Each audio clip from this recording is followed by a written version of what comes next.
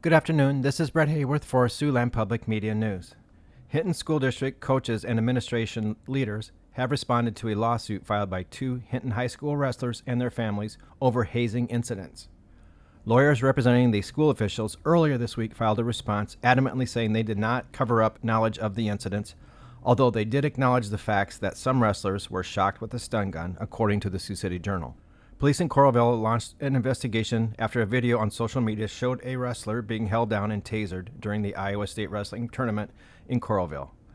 The incident was widely circulated on social media.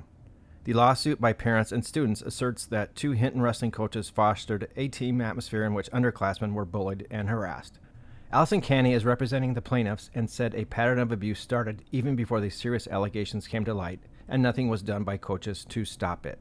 It's not fun. It's not a game. When kids are coming home with bruises and they're too afraid to change clothes in the locker room, that means that there's a problem. Those teachers and those coaches have a responsibility to identify the problem, to talk with the parents about it, to talk with the kids about it, and to talk with the school about it. You can't just ignore it, say, oh, well, boys will be boys.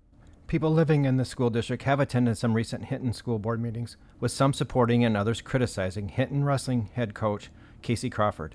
He has resigned his wrestling position, but remains a teacher at the school.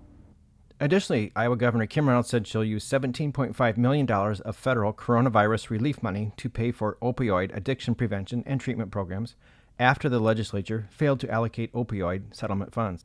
Reynolds says she's disappointed the legislature didn't deliver a bill that would have distributed $12.5 million from national lawsuits against prescription opioid sellers.